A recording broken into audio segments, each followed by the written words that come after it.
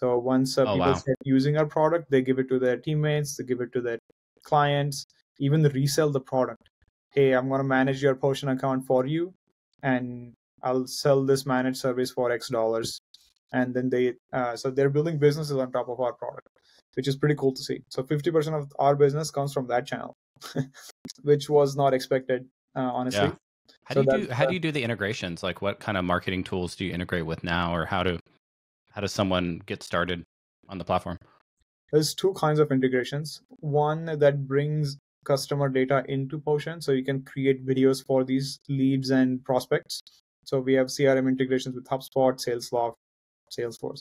Hey everyone, welcome back to the Ignite podcast. Today we're delighted to have Kanad Bahalkar on the program. He's the founder of Potion. He's ex-Google, ex-Endurance. He's living in the Bay Area, California.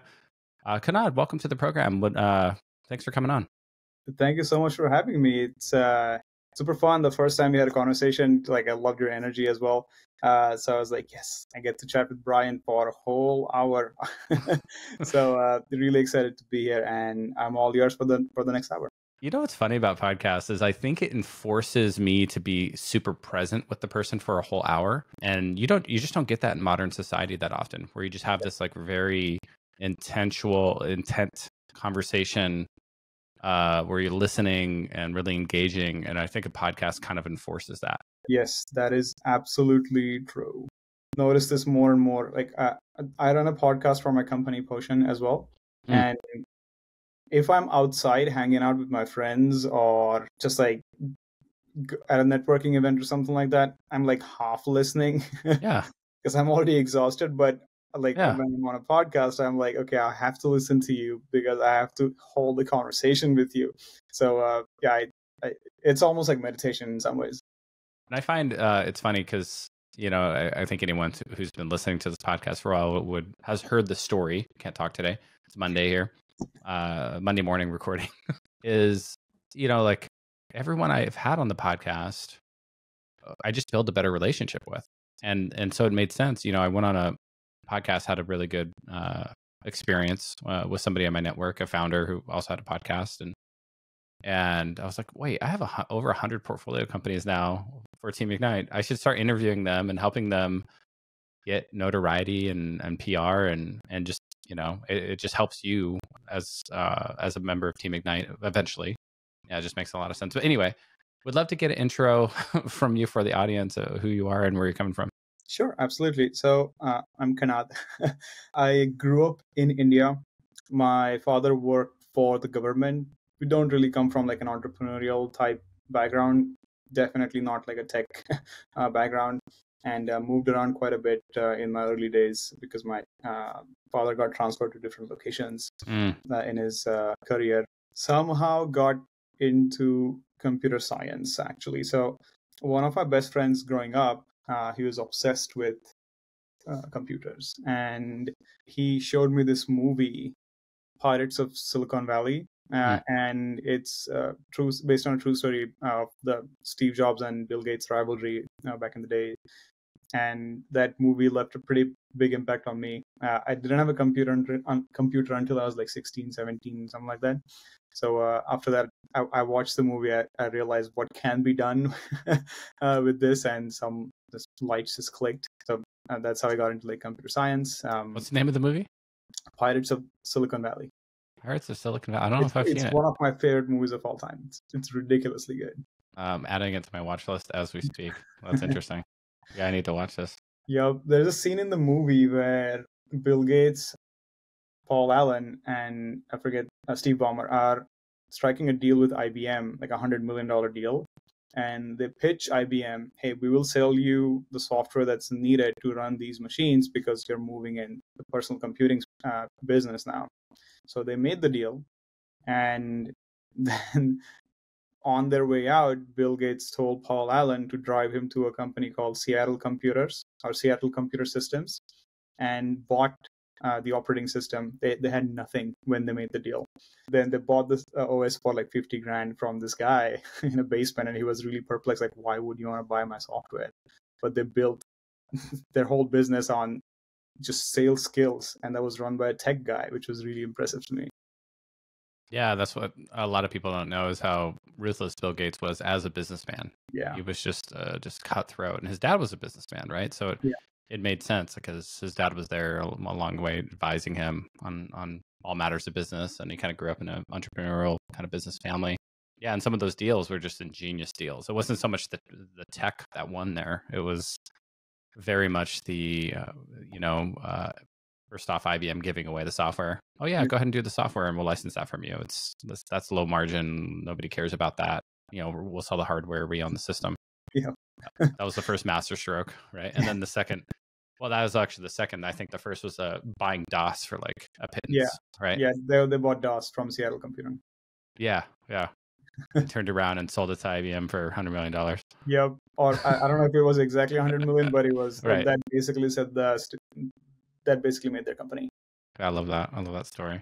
So that must have put kind of a chip on your shoulder moving around a lot as a kid. I did that a lot as a kid as well. Like two elementary schools, two middle schools, two high schools, and so Okay. I constantly had to make new friends, and it was a real challenge for me. Yep. Something similar happened to me as well. We kept moving. We didn't move like 12 times, but we did move like 3 or 4 times. Hmm. And when that happens, you do get this sense of, okay, I need to fit in this new environment. You don't think of it consciously, but that's just how you get shaped. And now that I'm looking back at it, I'm realizing, okay, I started picking up different languages. I started picking up different ways of like talking to people, just because I You was. adopt different kind of cultural stances on Mhm. things. Like I remember I went from, I kind of changed my identity at each school a little bit. Yes. I was like, okay, I'm going to reinvent myself a little bit. And I didn't do it consciously. It Yeah. just sort of like emerged from Yeah. the experience, and that was really fascinating Yeah. in Yes, hindsight. absolutely. In college, or like we have a concept called junior college. It's like after 10th grade, you spend a couple of years figuring out what you do. So I had my science branch, junior college, and that's where I intentionally started molding my identity to go in a certain direction. I was really curious about physics and stuff like that. So up till that point, I was completely unaware of how the environment was shaping my identity. And you do start picking up like cultural cues just so you fit in, which is a really interesting thing that you just don't notice. It's weird. Right. So tell us about that path. So it was literally this movie that kind of opened your eyes to tech, and you're like, okay, I'm going to go study in India. As I understand, you have to study really hard to get into a good school. You have to take this exam. Actually, like for me, it wasn't that hard. I don't Humble brag, not that like, hard. Like, oh, it wasn't that. The exams I took were not the most dauntiest ones. I actually wanted to do astrophysics after my junior college, but my dad wanted me to be an engineer, so he put me in engineering school. And I what kind went of to. engineer did he want you to be? I don't think he cared, As long as but it had engineer in the title and the correct, program. yeah. So he grew up with somewhat of a financial insecurity. So Yeah. growing up, like he probably made like $2,000 a year. Wow. So we didn't really grow up with like a lot of money. So he, in the back of his mind, he was like, hey, with physics, you might become a professor somewhere, teach kids. You're not going to make too much money. You're going to lead the same life that I led. Hmm. So I want you to be an engineer so you can have financial security going forward. So I think that was his like main driver. So I went to like a local engineering college in my city, and really small college. And that was like the first push for me to like do something about like computer science and this and that. Also started doing like mini projects on the side, which was really fun. We didn't have like an internet thing on my computer, so I had to learn coding in books, Oh which wow. was very interesting. But yeah, it was very rewarding looking back. Uh, yeah, it builds a certain resourcefulness. Like, hey, if you don't have the internet, go out and like find answers. You Yeah, don't know. figure it out. Yeah, you Yeah. figure it out. Yeah, even if it taught me how to be resourceful. I love that. Yeah. And then so walk us through kind of from college to persistent and then Google. So after college, in India, there is a strange, like a recruiting process where these big companies like Persistent, Infosys come to your college, and then they do like fresher type interviews. Mm. And through that, I got selected to Persistent Systems, which was one of the biggest companies at least at the time, in my city. And I worked there for about a year and a half as an engineer. And but af like I knew I wanted to start my own business back then. I wasn't crazy about money, but I wanted to build something really cool Mm. that actually like I would have fun doing. So bought a one-way ticket to Boston and Wow. went to Northeastern, did my master's, and my parents played a big role. So you got into Northeastern, Yeah, you applied, and they're yeah, like, "Yeah, come on, yeah, yep, we'll take your 50 grand for your masters or whatever it is." correct. Yeah, And so yeah, guys, give us 50K, we'll how do give you you a finance master. that? Like as a foreign student, you just get like loans. They just like here's the loans, and you can come Yeah, do so it. And this was actually quite tough because we didn't have like that kind of money. So right, yeah, my parents had to mortgage their home or remortgage, put their home as collateral for my student loan. wow, And really. yeah, yeah, it was They're very in India, so India has loan programs yes, for Indian students going to the States. correct. Yeah, so you get student Wow, loans from almost all the banks, but you have to put some assets as collateral should the student doesn't return the loan. wow. Because there's no real credit system, or at least there wasn't any credit system This back. is not how it works in the U.S. at all. Yeah. Like your parent might co-sign for it. And it's really hard to get it discharged in bankruptcy or whatever, but you never have to put your house up for collateral. That's crazy. Yeah, but it all boils down to your credit score here. But back in India, you still need like a tangible asset. Sometimes people put gold, sometimes people put other But once assets. you're here and you establish residency, can't you just get like regular grad school loans here? Or as a foreign I student, you don't can't think even that do was that. I don't think that was an option for me Wow. actually. But I knew I had to pay back like the loan. Yeah. So like yeah, I worked extra hard. Yeah. Well, yeah, your parents have basically bet the farm on you, Yes, yes. so to speak, right? And so Mhm. like you don't want to let them down. That's a lot of So pressure. mhm. After my master's was done, I worked at a company, Endurance, for about 3 years until I paid back my student loans and saved every penny I could and paid it back. And then I was like, okay, cool. I don't have the burden anymore. Now I can actually go out and learn things that I really came here to do. So I moved to San Francisco and joined an early stage startup called Knit Health. And David Jancis was running the startup then, and really, really fun project. We built a camera that could detect sleeping and breathing disorders in Oh, kids who have those disorders, oh wow. like sleep apnea and stuff like that. Yeah. It was very, very cool. Eventually, that startup got acquired by Google. Then I worked at Google as an engineer for about 3 or so years. I really thought Google would be a fun place to work, but it wasn't. It was really slow for my taste. It's It's so almost like funny you mention that because anytime I talk to somebody, I worked at two big companies, Amazon and Microsoft. Anytime I talk, Amazon's very fast moving. It's yeah, like yeah, a big startup. But anytime I talk to somebody at Microsoft, it feels like the clock speed's like 50% yeah. slower. I'm just like, gosh, can you just spit it out already? Like they just kind of talk and talk and talk and talk. And like, can you just get to the point? Like, No, yeah, it's almost Microsoft as if they're is trying to still fill up the 30-minute meeting with as no, with as that's still slow and talking as possible. It's it's like, really weird. Like bigger companies, the more layers of management you have, the more pressure they feel to prove their worth. it's all bureaucracy and posturing and politics, and that's Correct. why I Yeah. got like Microsoft's an amazing company. I'm not going to speak ill of it. I was there for 4 years, Yeah. but Yeah. and there are great people there doing great work, but there are Whenever like there's a pockets machine, of bureaucracy that just like turn into this the inertia of just yeah, it's like quicksand. yeah, it's death by slideshow. Is Yeah, death by PowerPoint, I guess. yeah, It's Microsoft. But I totally. mean, Microsoft is actually a really good company. I believe it's especially after Satya took on. There are some cultural shifts that are happening. They're going back to their roots, so like developer It used to focused. be a really challenging place to work, I guess, 20 years ago. Yes, Like yeah. people are Before yelling at each Google, other and getting into fistfights and stuff. yep. Before Google, Microsoft was the place to be. It was like Google and Microsoft were like the top places you could work for when I was growing up. I was like dream companies. But Google has become really slow in almost anything. I think, yeah, I don't know how they can solve this problem. They've been really fast with like Bard and adopting the LLM wave pretty quickly. Yeah, I was just watching their Google Next and their 2-hour keynote with all Yeah. the demos, and I was like, okay, they're building stuff. I mean, they're trying. So they do have the potential. Yeah. And honestly, like some of the people I worked with at Google were the most competent people, especially on the engineering side, that Oh I've yeah. ever worked with. Like really, really smart people. But yeah, it's a team effort at the end of the day. So we can talk about how Google is bad all day long. No, that could take up an hour for sure. Yeah. But yeah, so moved to San Francisco. That startup got acquired by Google, but I didn't come to this country to be an employee. So quit Google to start Potion about 3 years ago. And we ended up building one of the first, if not the first, generative video AI platform. And it was, well, it still is, but I'm still running it. It's one of the coolest projects I've ever worked on.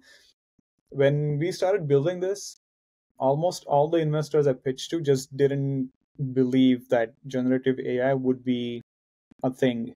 Well, that's 3 years ago, right? Like, so Yeah, it like wasn't really a thing. Yeah. no, I mean, there were like a handful of like Ullas from Streamline Ventures. Like, even he did like their diligence on, okay, you're building this AI thing. Good, cool. What's the real application? Do you have real customers? So they talk to Yeah. our customers to make sure that we're not just building the cool stuff just for the sake of it, but there's a business here. But he was one of the few folks that believed that, okay, this is where the wave is going. Unshackled, who was our first check-in, Nitin and Manan, both of them, they essentially just took a bet on me. We didn't have a product back then. We didn't have anything. There was like, you seem like a good person. You seem like you can build stuff. Let's see what happens. Yeah. Yeah. I mean, anyone who's leaving the cocoon of Google to start a startup, usually it's a pretty decent bet right there, just that alone. Because Yeah. like you could just work at Google and make, like Yeah, you could a retire. very great salary and just kind of punch the clock and, I don't know, get breakfast, lunch, and dinner served to you and Yeah. just relax, just be kind of semi-retired basically. Yeah. That's the only thing I miss. The food was really good. That's my one of my classmates will love to hear that. He heads up their food design. So Awesome. Yeah, one of my actual friends is a chef. I don't know. I don't think he still works there, but he invited me to like his thing. And usually there's like a cafeteria style food, so it's like almost like a buffet. But his kitchen was like a specialty kitchen, and like it was like one of the best meals experiences I've ever had. And I was like, God damn, Dave, you should start like a Michelin level restaurant or something like yeah, that. yeah. So what was that genesis like? So you're sitting at Google, and then what was the aha moment like? We're like, okay, this is worth pursuing and potentially leaving the company. Early on, I was testing a bunch of different ideas to see what sticks. I was sending folks emails on like, hey, I'm thinking of doing this. What about XYZ? Do you have this problem? Blah. So typical like sales type emails. Yeah, you're doing customer discovery. Yeah. Yeah, simple Hey, if customer. I solve this problem, would you pay X dollars for it or whatever? Yeah, stuff like that. So I didn't have a product back then, but I needed to see what problems were there in order to build the product. And I realized I was actually creating like Loom videos for folks going on their website and like, hey, John, I was on your website. Looks like you have this. Your traffic is XYZ. What are some of the pinch points in your funnel? Let's talk about that. Do you have 15 minutes to jump on a call? That type of messaging. And I realized that if you send these personalized Loom videos to folks, they are way more likely to engage with you and do like a discovery So call. you learned this just in your own sales kind of customer discovery outreach, that these personalized videos were garnering a much higher percentage of significantly higher. Nobody would even respond to text emails anymore. Like typically people think that text-based emails are just like a robot type email.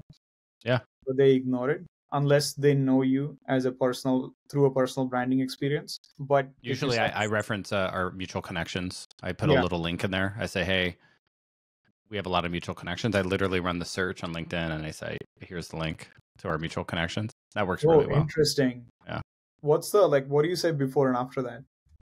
Just, whatever the pitch is. Hey, we should talk. I'm an investor, blah, blah, blah. But like, look at our mutual connections. And then they go look and they're like, oh, okay, yeah, we have like 30 mutual connections. So I don't want to like blow you off.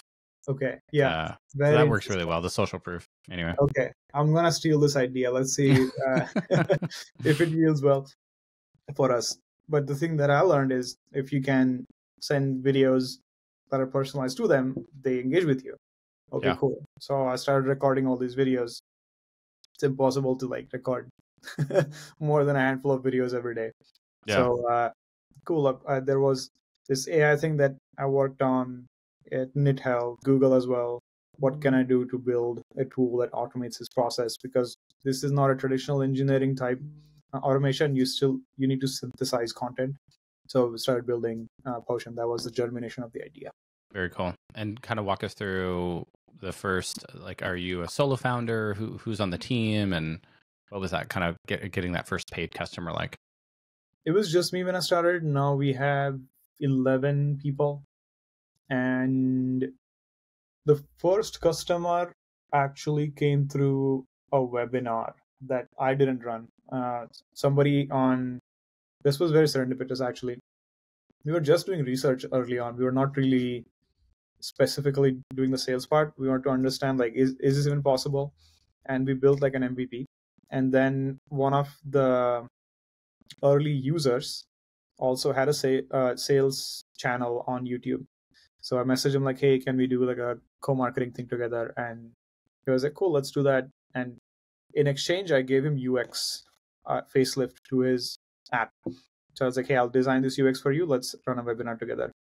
So he did the webinar and we got our first customer through that. And he was paying $100 per month. I think he's still our customer actually. Oh, wow. So he's a real estate guy. So we tested with, okay, can the real estate agents use this? Doesn't look like besides this guy, not many real estate agents want to use it. And we decided to pivot a couple times on the target market and landed on the SDR, BDR type folks who actually use the product frequently. And to date, our customers have generated over 6.2 million videos using our AI. That's amazing. Over 6 million videos. Yeah.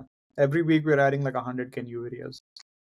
Wow. That's a ton. So what's the, as you think about, generating these, when you first started, 2 or 3 years ago, you're probably using some off the shelf model. We're using a closed source, open source model. Like what was that initial tech look like? And how has that progressed over the years? Like the very first application didn't have any AI. We were just cutting, pasting different videos, stringing them together. It looked very janky because like when you cut different videos, it just looks weird with the hey Brian and then cut to a different video completely. So we just wanted to test if people would actually use this approach or not. Turns out they did, but their biggest complaint was, hey, the cut is too visible. What can we do? And then we started experimenting with AI models. The first one, like deepfakes, it's not new. So we started using like off-the-shelf deepfake tools to see if we can do this. The problems there were very evident. Like you have to train the models on like tons and tons of data to maintain like each one model for each customer and just right. too much. Yeah. So we decided like building tools to actually that was the real research that Marcus, our head of AI, leads even today, and figured out over the last 3 years how we can synthesize videos at scale with high accuracy and at a very low cost. So we can actually mass produce videos. So you're not going to spend $1 an email if you're sending an email campaign. It's too much. You need unit economics like that to actually make this work at scale. Yeah. For any company. So that's the thing we worked very much on in the last few years. So really the part of the secret sauce, the secret sauce and potion, secret ingredient and potion, is this sort of you've been able to radically reduce the inference costs of generating these videos. Yes, yeah. Because initially with off-the-shelf technologies, it sounded like it was $1 to inference and generate these videos, and that just wasn't going to scale. Like not if you're sending dozens of emails a day, hundreds of emails a day, LinkedIn messages, whatever. You can't afford to pay that. It's just like becomes a non-starter. So how many orders of magnitude you've gotten it down to cents, I assume, at this point?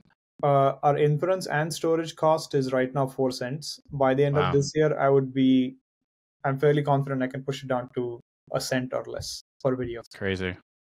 And that's how fast AI is moving, and people don't realize it, is that, when you get a talented team from Google and elsewhere, really looking at a problem that business users have and solving that problem, you can take things from $1 to 10 cents to a penny. Yeah. right? Very quickly, Yep. within a year or two. Yeah. And a lot of times when as an investor, when I'm looking at business plans, I'm not really, I don't really, it sounds really funny as somebody who's worked in AI for over a decade. I actually don't care about the tech as much because the technological moats aren't as important as they were 10 or 20 years ago. I really, really care about the problem and Yeah. the team, because I know the tech, like if you worked at Google, you're talented enough to go figure out the tech.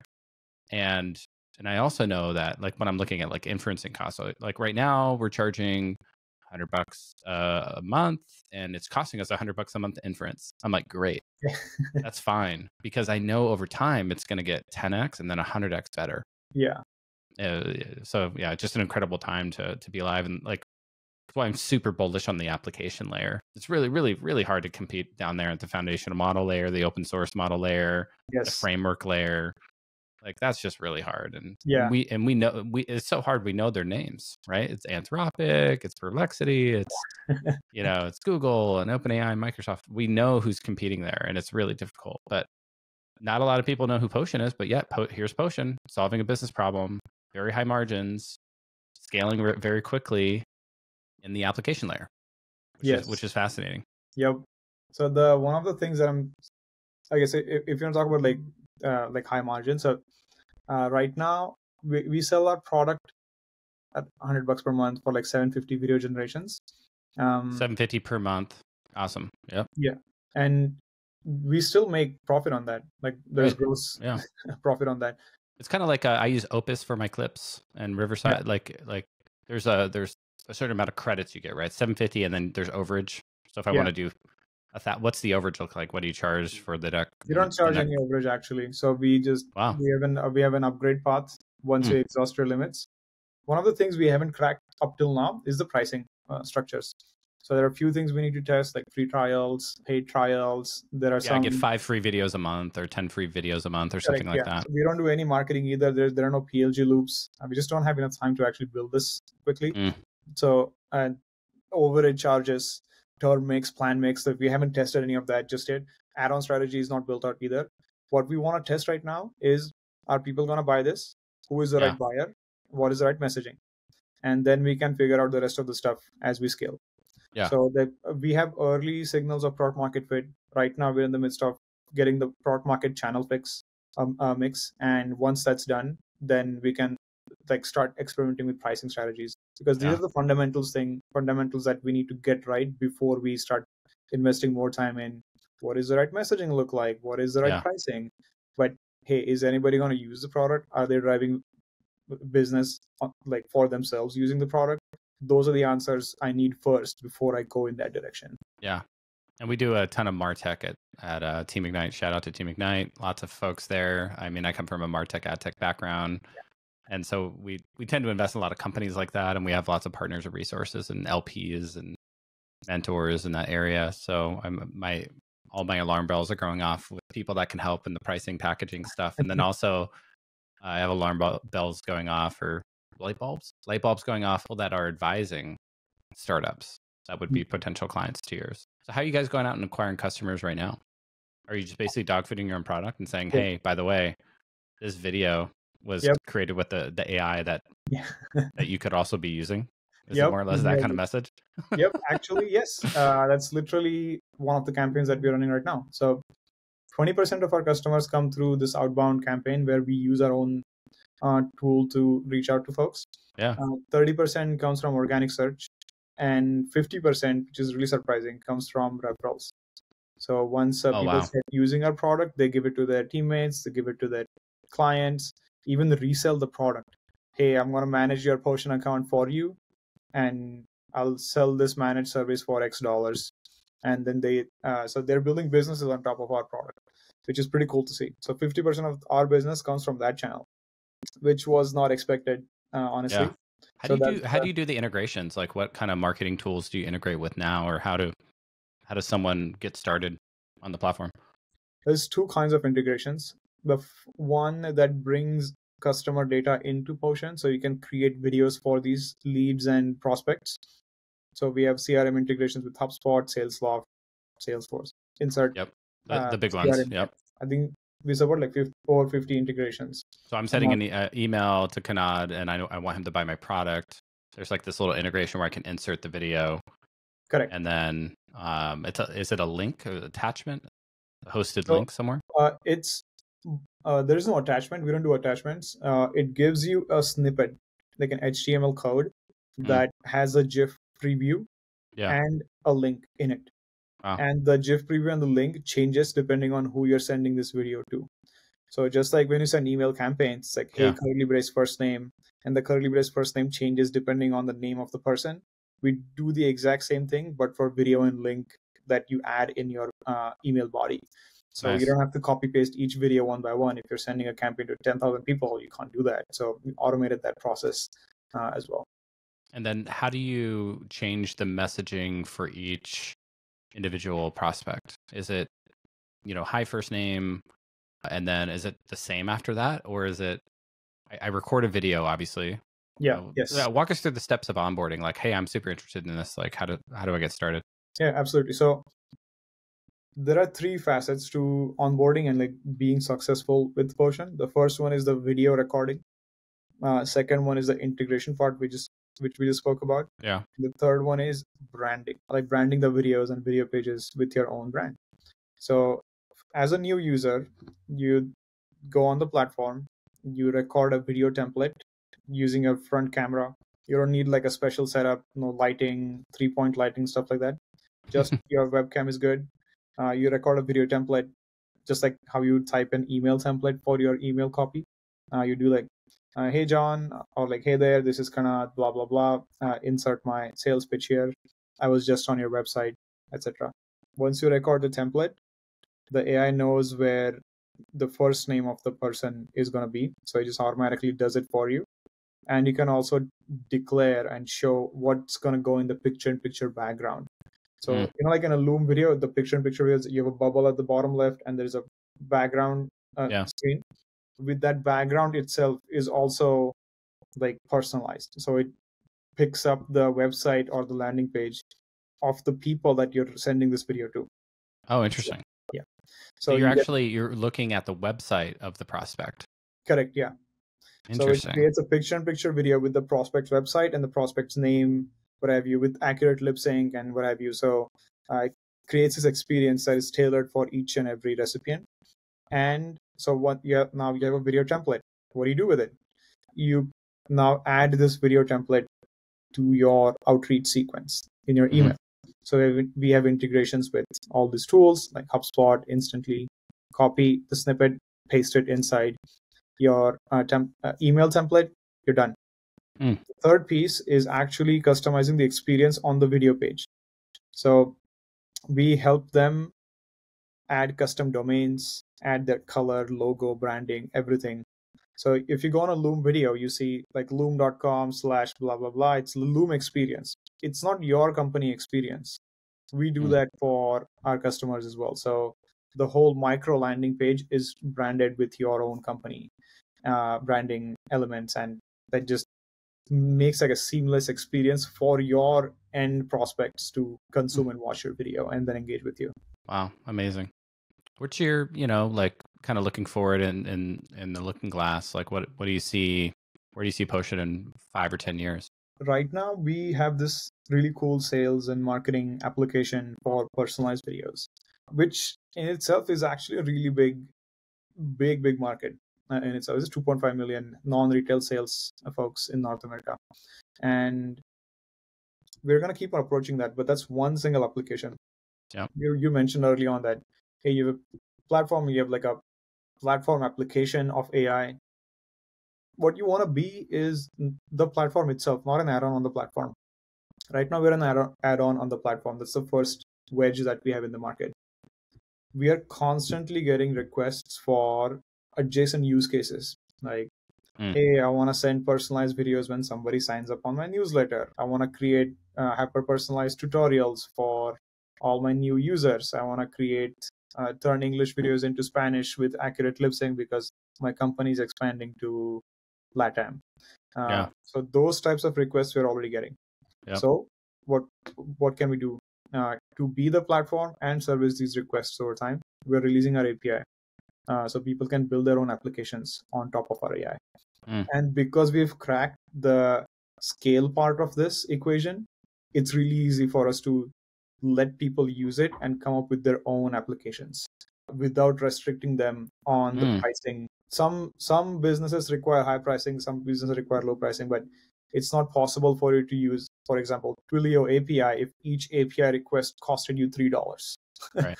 Yeah. So that's unit economics at scale. Cracking that is really difficult, which we've done. Now we want to democratize this. So that's the next step we want to take on the product perspective.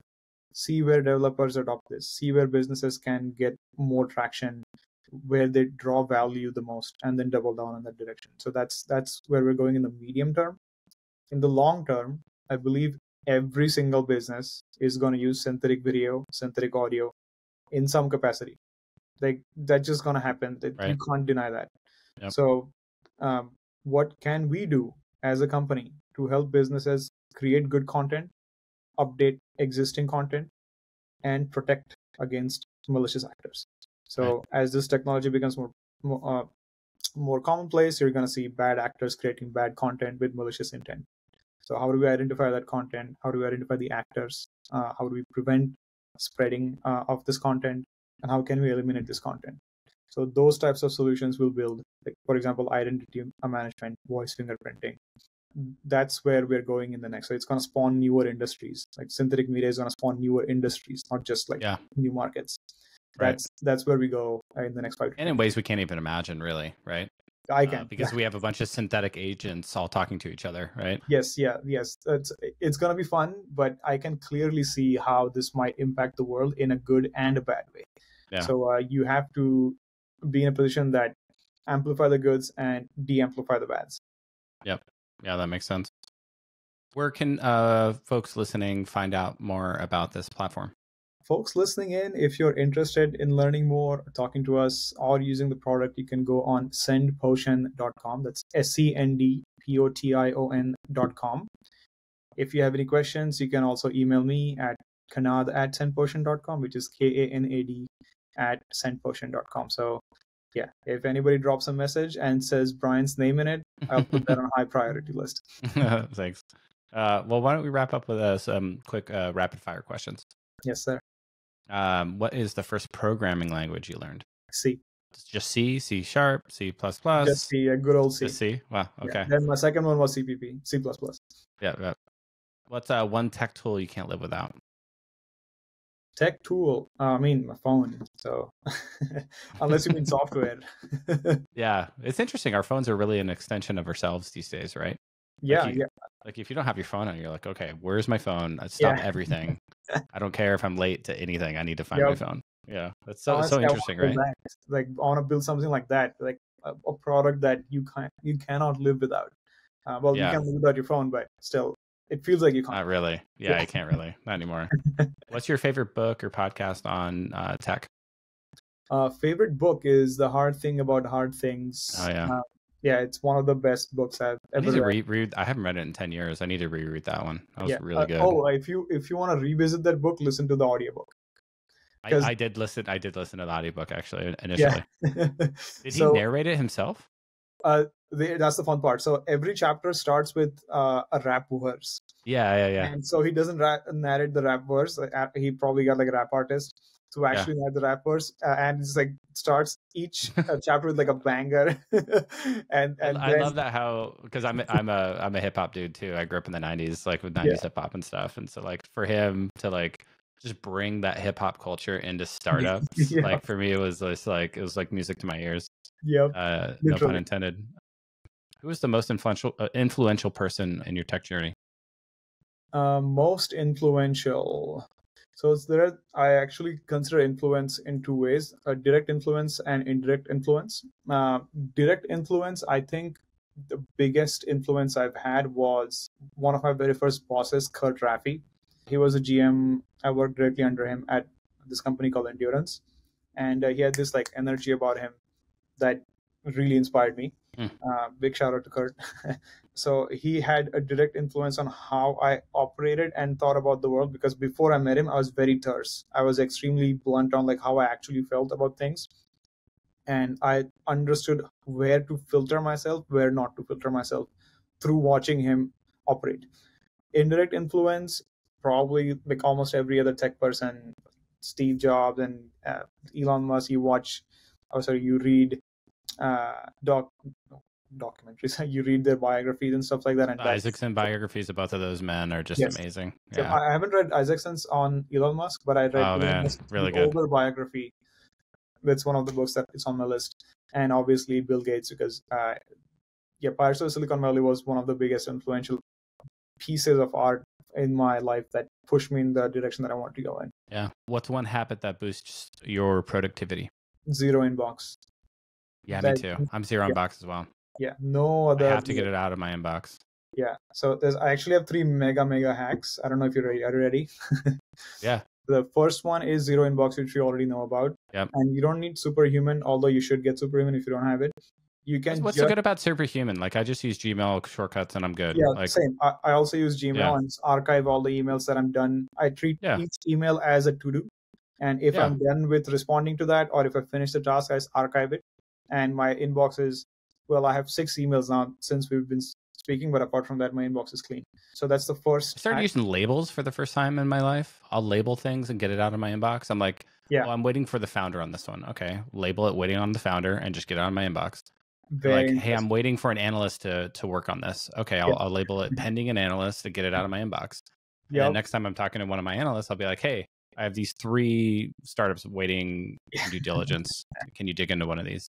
And so Yep. like I've been, yeah, I'm the same. Like it's like I have to get it out of my inbox. If it's it's like do now, do later, delegate, dump. That's Yes. those are the Yes. 4 buckets. Yep. Yeah. That's exactly it. Yep. I also use labels quite heavily Yeah. as well. So that's the first hack. Second hack is zero notifications. Oh yeah, me too. Only text messages and WhatsApp. Yep. So and That's it. Everything else is 0. Yep. And when you get it, you consume that, and if it's useful, then okay. If it's not useful, then you suppress that notification. That's how like draw Forever. down notifications. Yep. The third one is black and white. If Black you and make white. it, yeah, you can make your phone black and white. Huh. And it reduced my screen time dramatically, which is Really? actually pretty big.